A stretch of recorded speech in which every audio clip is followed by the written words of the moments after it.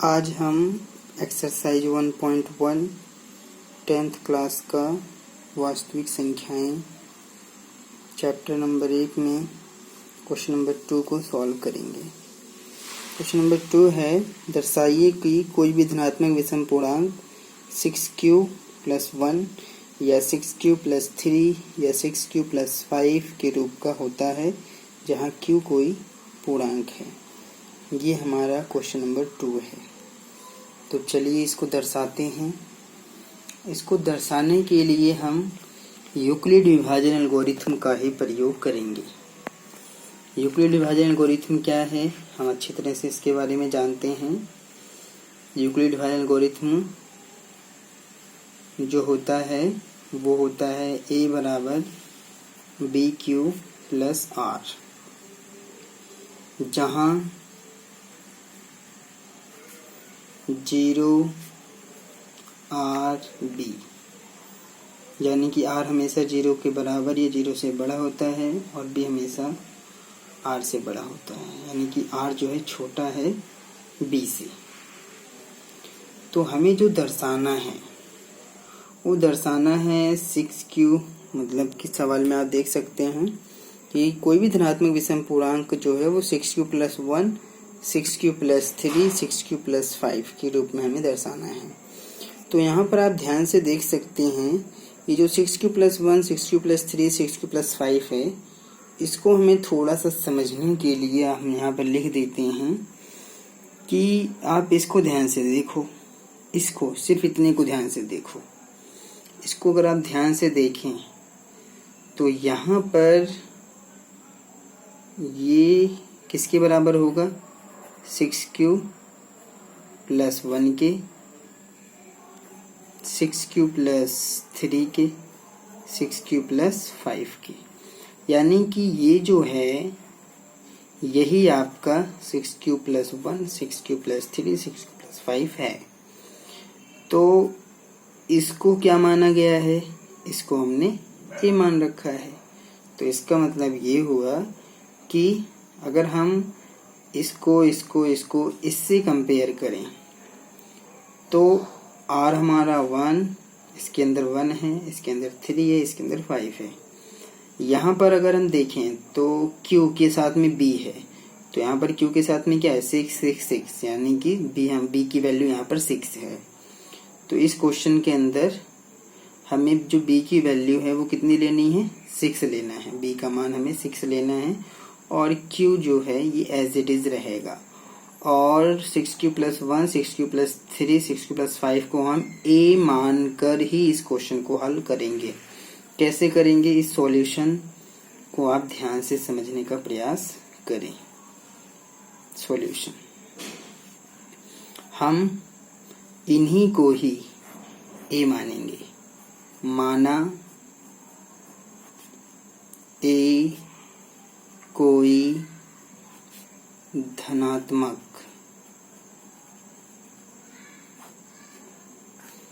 पूर्णांक है और इसके अंदर आप देखेंगे कि b हमारा और b बराबर कितना है, 6 है।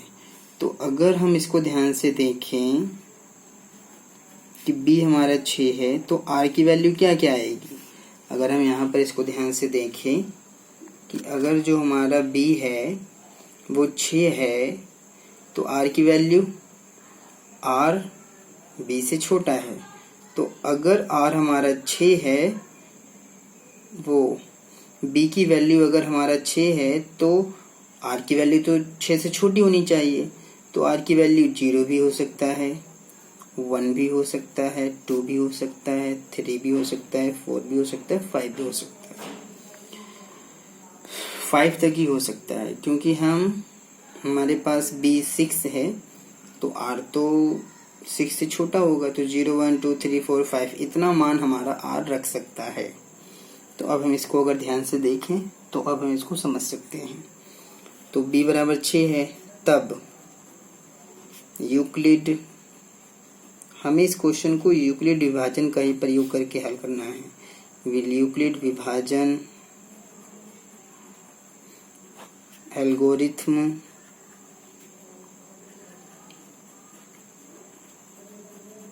से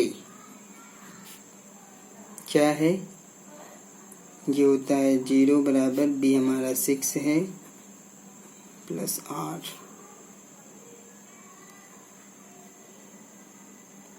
किसी पूर्णांक q जो होगा वो हमेशा 0 से बड़ा रहेगा, q हमेशा 0 से बड़ा रहेगा। ये आपको दिमाग में रखना है, या फिर 0 के बराबर भी हो सकता है। ये थोड़ा सा बात ध्यान रखने वाली है। किसी पूर्णांक q के लिए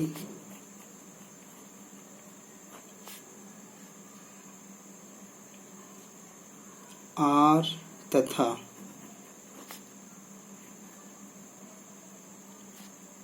r बराबर, r का मान क्या क्या हो सकता है, अभी आपको बताया 0 1 2 3 4 5।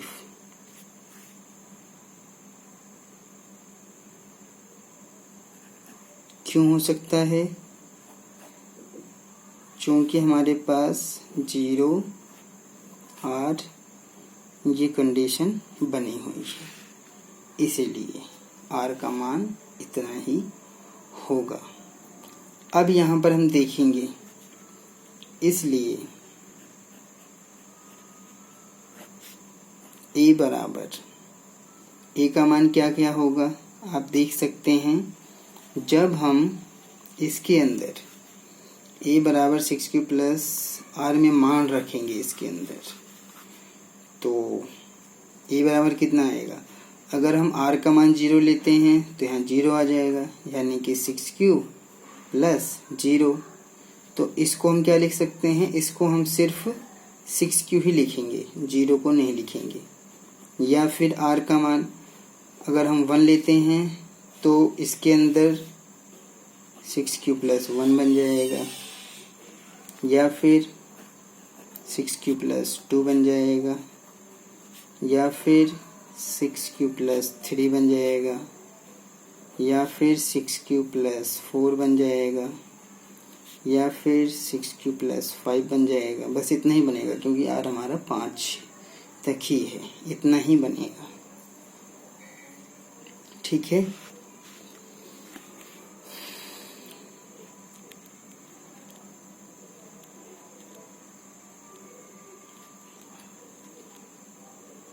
कोई भी पूर्णांक सम या विषम हो सकता है, कोई भी पूर्णांक, यानी कि अगर हम कोई पूर्णांक लें तो वो सम भी हो सकता है या विषम हो सकता है। तो अब क्योंकि क्वेश्चन में हमें बोला है कि धनात्मक विषम पूर्णांक लेना है, तो इसके अंदर अगर हम ध्यान से देखें तो जो 6q है ये तो सम है, और 6q प्लस 2 ये भी सम है, 6q प्लस 4 ये भी सम है। तो अब जो बचा, जैसे 6q plus 1, 6q plus 3, 6q plus 5, ये सब विषम पूर्णांक होंगे। तो हम यहाँ पे लिख देंगे, अतः कोई भी धनात्मक विषम पूर्णांक 6q plus 1, 6q plus 3, 6q plus 5 के रूप का होगा। आप यहाँ पर q का मान कुछ भी रख के इसकी जांच कर सकते हैं, और आप चाहें तो 6q, 6q plus 2, 6q plus 4 में भी मान रख सकते हैं।